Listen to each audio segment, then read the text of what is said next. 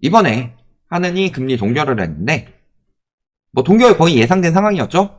그런데 문제는 미국에서 디스인플레가 일어나고 있는데 우리나라는 디스인플레가 안 일어나고 있죠.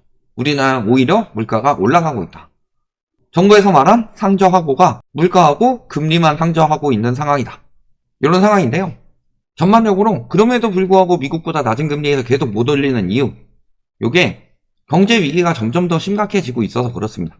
그래서 첫 동결 때부터 저희가 그런 말씀을 드렸었는데 이번에 나오는 지표들을 보니까 우리 과거 IMF 때 많이 일어났던 일들, 요것들이 경제시장에 슬슬 나타나고 있다. 그래서 전반적으로 이런 부분들을 어떤 점들이 비슷해서 하늘에서 계속 금리를 동결할 수밖에 없느냐, 그래서 우리나라 경제 위기가 어디까지 왔느냐, 이런 부분을 이야기해 보도록 하겠습니다. 자, 지금 보시면 10월에 경제 살아나는 듯 하더니 10월부터 생산 소비 투자가 트리플 하락했다. 자, 그러면 10월에 생산 소비 투자가 트리플 하락한 이유, 지금도 보면 일시조정이라서 과도한 해석을 경계를 했다라고 하는데, 이게 트리플 하락한 이유는 간단하죠. 우리나라는 이제 돌려막기 국가다.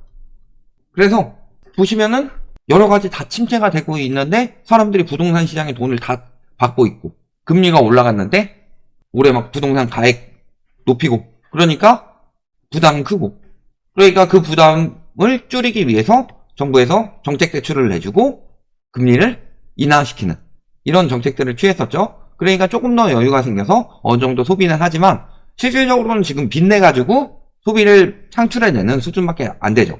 그러니까 한국은행에서도 계속 이야기하는 부분이 뭐다? 가계부채를 줄여야 된다.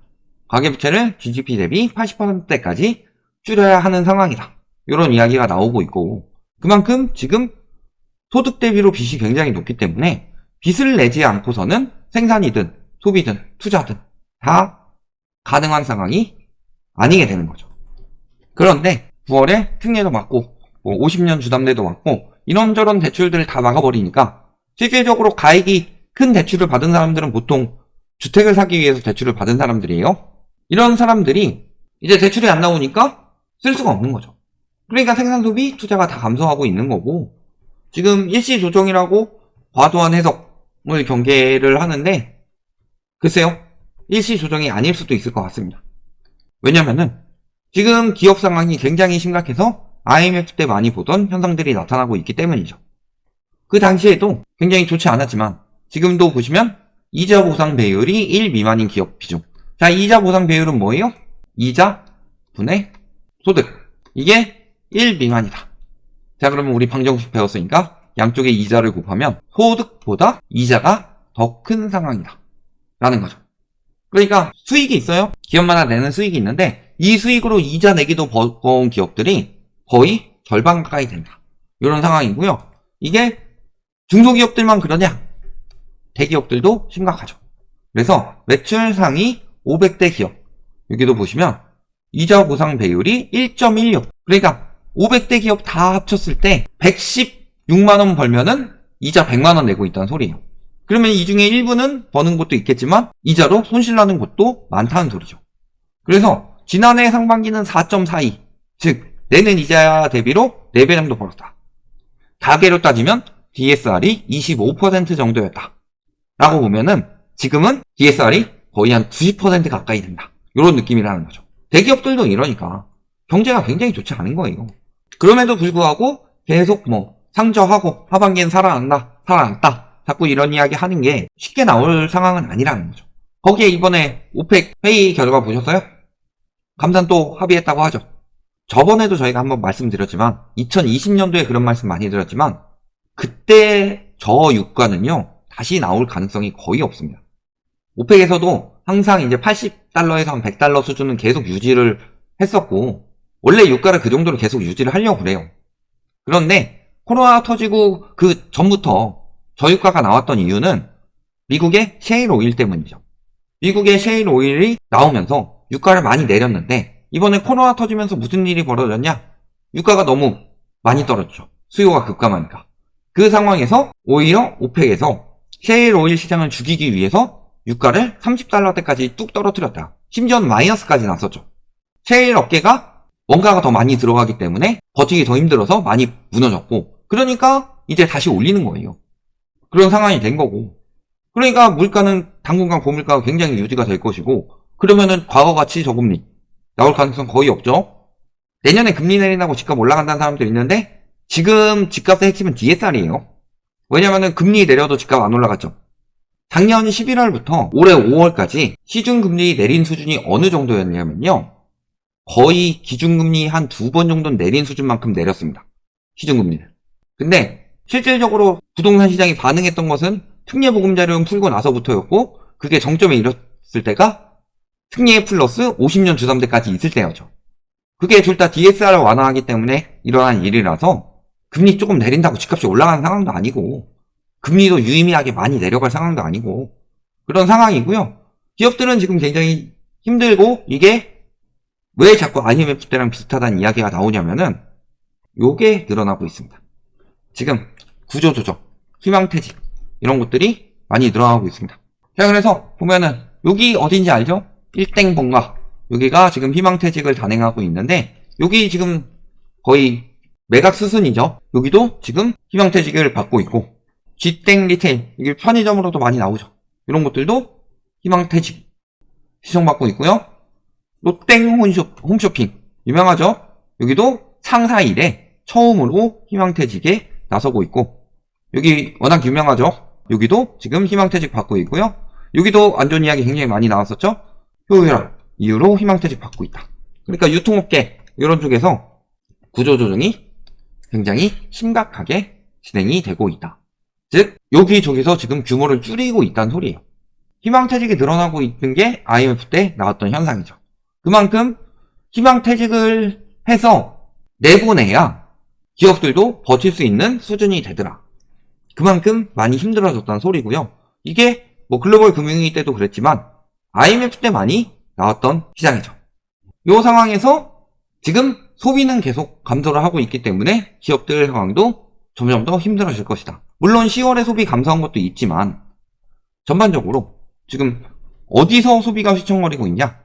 저소득층이 휘청거리고 있다는 소리죠. 왜냐면은 고소득층은 그래도 어느 정도 이자 내고 뭐 이런 것들이 가능하지만, 저소득층 같은 경우는 물가도 올라가고 금리도 올라가니까 실질적으로 쓸 돈이 없어서 소비를 점점 줄일 수밖에 없는 거다. 그런데 문제는 이 사태가 지금까지는 저소득층이지만 앞으로는 이게 중고소득층으로도 올라갈 수 있다는 소리입니다.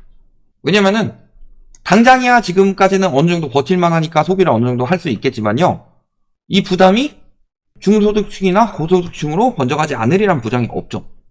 뭐 물가도 그래도 잡힐 거고, 언젠간 금리도 잡힐 거고, 그러니까 또 소비 늘어나고 그러면 내수시장도 어느 정도 살아나지 않겠냐, 이런 식으로 생각하실 분들도 있지만요, 실질적으로 보시면은 지금 연체하면 소비 부진을 1년 넘게 겪는다고 합니다. 그래서 한국금융연구원에서 고금리에 따른 한계 차주의 소비 부진 정도와 지속성 보고서를 보면은 올해 2분기 기준 30일 이상 원리금 연체를 경험한 차주의 비중은 1.8%밖에 안 되는데, 꽤 되죠? 밖에가 아니고 꽤 되는 수준이죠. 그런데 이 사람들의 연구를 해봤더니 연체가 해소되어도 소비 부진이 계속됐다. 그래서 연체 해소 뒤 1분기가 지났음에도 소비 수준은 26% 낮았다. 그러니까 남들이 100 소비할 때 연체 한번 했던 사람들은 한 3개월 지난 뒤에 보더라도 한 74밖에 소비를 못하고 있다. 한 1년쯤 지난 상황에서 봤더니 남들 100 소비할 때 82밖에 소비를 못하고 있다. 즉 연체하면은 소비가 감소하는데 문제는 연체율이 증가하고 있죠. 그래서 저축은행, 상호금융, 여전사 이런 것들, 이런 이금융권에서 지금 연체율은 상승세를 지속하고 있고요. 2금융권만 그러냐? 1금융권도 연체율이 올라가고 있습니다. 특히 연체율 중에서도 부실채권 비율이 0.44%로 전분기 말 대비 0.03%포인트 상승했고요. 이거 9월 거예요. 분기별이니까. 근데 10월에는 특례도 어느 정도 막았기 때문에, 50년 주담대도 어느 정도 막았기 때문에 대환이 굉장히 힘들어졌죠. 이런 상황에서 대손 충당금 적립률이 떨어지고 있다. 자, 그러면 대손 충당금은 뭐예요? 우리가 손실을 대비하기 위해서 쌓아놓는 금액이죠. 근데 이 금액이 줄어들었다. 즉, 부실채권이 많이 늘어나서 대손 충당금은 이럴 때 많이 써요. 이것들을 상매각해서 건전성을 유지를 하죠. 그러면서 대손 충당금이 줄어들었는데 문제는 상매각을 했음에도 불구하고 부실채권 비율이 늘어나고 있다. 이게 연체가 엄청 심각하다는 소리예요. 이런 거라서 지금 보시면 연체율이 증가하고 있다. 부실채권 비율이 증가하고 있다. 1금융권, 2금융권에서도. 그렇다는 것은 앞으로 적어도 1년 이상 소비는 굉장히 부진할 것이다. 그러면 내수 기업들, 물론 수출을 잘하는 기업들 중에선 살아나는 것들이 생길 수도 있습니다. 반도체 수출도 어느 정도 늘어났다 그랬죠. 지금 뭐 수입은 계속 감소하고 있어요. 수입이 감소하고 있다는 것 자체가 소비가 안 돌아가고 있다는 거죠. 내수 시장이 안 돌아가고 있다는 소리인데 수출 시장은 살아나고 있습니다. 그러면은 수출 기업들은 어느 정도 그래도 버틸만 하지만 내수 기업들은 앞으로 점점 더 힘들어진다는 소리예요. 특히 이런 것들이 심각한 곳이 어디다? 얼마 전에도 저희가 영상 올렸지만 건설업.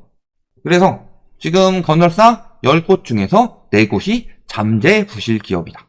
즉 아까 이야기했던 이자 보상 배율이 1 미만인 곳이 41.6%를 차지하고 있다.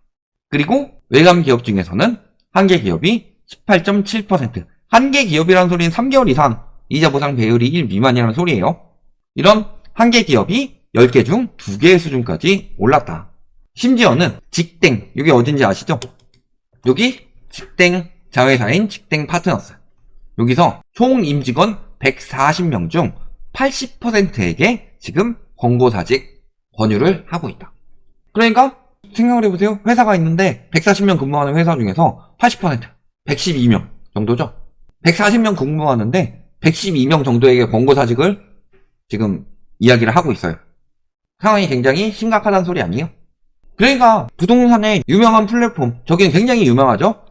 굉장히 큰 플랫폼 중에 하나인데 저기가 지금 연계하는 공인중개사라든가 이런 사람들 거의 다 정리하고 있다는 상황은 경제의 심각성에서 특히 우리나라 내수 경기를 침체하도록 만드는 핵심적인 부동산 시장 침체가 굉장히 심각하다는 소리다. 이런 것들 보시면은 지금 IMF 때 여기저기 무너지고서 그때부터 이제 IMF에서 직접 개입하고 외국계 기업들 들어오면서 명퇴, 그다음에 비정규직 이런 게 많이 늘어났었는데 그때 늘어났던 그런 것처럼 지금도 지금 희망퇴직, 말이 좋아 희망퇴직이지 나중에 회사가 안 좋아지면은 바로 그냥 명퇴시킬 거예요. 이런 상황이라든가 혹은 권고사직 이런 것들이 드러나고 있고 그만큼 지금 기업들이 무너질 곳들이 굉장히 많이 있다. 건설사들도 괜히 많이 무너지는 게 아니고 이런 상황이고 그러니까 계속 금리를 동결하는 이유가 있죠. 지금 보시면 어때요? 한국은행이 올해와 내년 우리나라의 경제 성장률을 각각 1.4%, 2.1%로 전망을 했다. 올해의 성장률은 더 낮추지 않았다. 왜냐면 올해 건 거의 다 나왔어요. 이제 12월인데 거기서 변수 생길 가능성은 크지 않죠. 근데 내년 성장률을 더 낮췄다는 소리예요. 내년 성장률이 계속 떨어지고 있고 심지어 유가가 90달러대를 유지하게 되면은 1.9%까지 떨어질 수도 있다고 합니다. 반대로 물가 상승률은 지금 한 달밖에 안 남았는데도 오히려 상향 조정을 하고 있다. 올해도 내년도. 그러니까 지금 경제 성장률이 안 나온다. 요걸 네 글자로 경기 침체라고 하죠. 물가 상승률은 더 오른다. 인플레이션이라고 하죠. 경기 침체, 인플레이션, 퓨전, 얍 하면 뭐가 나와요? 스태그플레이션. 우리나라는 지금 스태그플레이션 진입했다 이미. 그러니까 지금 봤을 때 물가가 쉽사리 잡히지 않는다. 그래서 긴축이 장기화될 것이다. 이런 이야기를 하죠. 그리고 지금 금통위 위원 중에서 아직도 4명이 상승을 얘기를 하고 있다. 이런 상황인 거고 그래서 한 차례 정도는 더 올릴 수 있다. 이런 이야기. 6명 중에 4명이 나오고 있고요. 기준금리가 내려갈 시기는 최소니까 가장 빨라도 내년 3분기는 된다는 소리죠. 그리고 여기 이야기한 걸 보더라도 통화 긴축 기조를 상당 기간에서 장기간으로 이야기가 바뀌었다는 것 자체가 상당 기간보다 장기간이 더 긴 거죠. 이걸 보면은 물가도 상당히 오랜 기간 안 잡힌다. 이런 것들 전반적으로 한번 보세요. 지금 기업들 굉장히 많이 무너지고 있고 줄도산 저희가 영상 많이 올렸죠. 특히 건설사들 더 심하죠? 이런 것들이 너무 심해서 지금 희망퇴직 받고 있고 권고사직 시키고 있고 이런 상황이고, 그렇게 되면은 가뜩이나 소비 안 되고 있죠. 그런데 사람들은 일자리 잃어가요. 소비가 살아나긴 더 힘들겠죠. 소비는 계속 침체되고, 특히 1년 이상 소비를 침체시킬 연체율이 계속 늘어나고 있고, 은행권에서는 오히려 충당금 비중은 떨어지고 있다. 그래서 은행권에서도 카드를 하기가 힘든데 상생금융 이야기를 하면서 계속 은행권에게 돈을 쓰도록 만드는 상황. 이런 상황에서 지금 할 수 있는 게 뭐가 있느냐. 왜냐면 올리든 내리든 문제가 생길 수 있기 때문에 터지지 않도록 동결하면서 이제 기도 메타 들어가는 거죠.